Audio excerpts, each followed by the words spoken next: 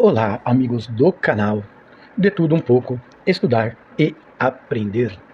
Dando continuidade ao estudo, leitura da apostila Curso de Educação Física, apostila Biologia e Bioquímica. Dando continuidade aos estudos, tópico 4.1, Estrutura da membrana plasmática. Vamos para a leitura.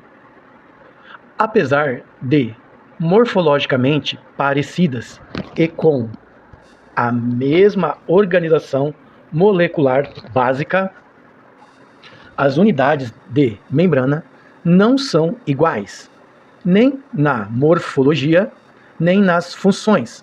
Assim, as membranas plasmáticas variam muito na composição química e nas propriedades biológicas. A proporção entre os tipos de lipídios varia de acordo com o tecido e o tipo celular, assim como a distribuição dos lipídios em cada camada é assimétrica. Junqueira Carneiro, 2012. Isso significa dizer que as moléculas que compõem a bicamada têm natureza lipídica, mas que diferem entre si nas suas estruturas e propriedades químicas, mais polar ou menos polar, como cadeias cíclicas ou lineares, com cadeias de ácidos graxos maiores ou menores, por exemplo. Além disso, o tipo e a proporção de cada fosfolipídio, colesterol, em cada monocamada lipídica da membrana são variáveis. Figura 8.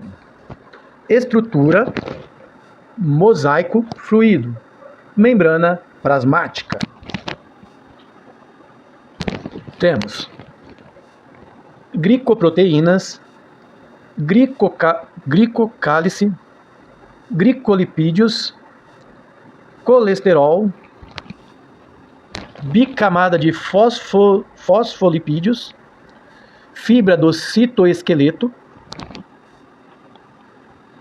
Na organização da membrana, as proteínas periféricas estão concentradas na sua fase citoplasmática, na qual podem ligar-se a componentes do citoesqueleto, definindo inclusive o formato da célula.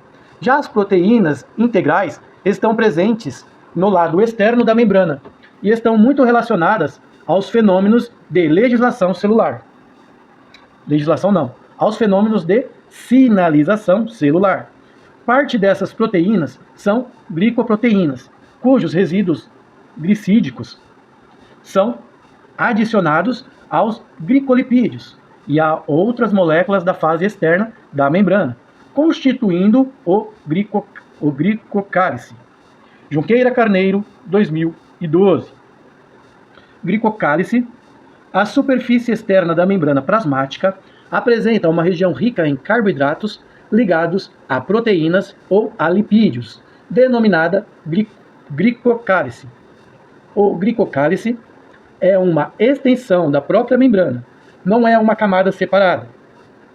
Ele é composto por moléculas produzidas e secretadas pela própria célula e é constituído pelos glicídios ancorados à monocamada externa da membrana, pelas glicoproteínas integrais da membrana e por proteoglicanos secretados e adsorvidos à membrana. Figura 9, Alberts, 2017, Junqueira Carneiro, 2012. Figura 9, imagem microscópia mostrando glicocálice. Bom, vou compartilhar essa imagem durante a edição do áudio. Glicocálix microvilli. O glicocálice protege a célula e facilita várias interações entre células, por exemplo, o reconhecimento de substâncias por parte da célula. Figura 5.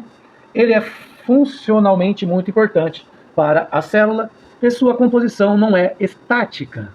Varia conforme a atividade funcional da célula num determinado momento. assim como varia de uma célula para outra, e na mesma célula varia de acordo com a região da membrana, Junqueira Carneiro, 2012.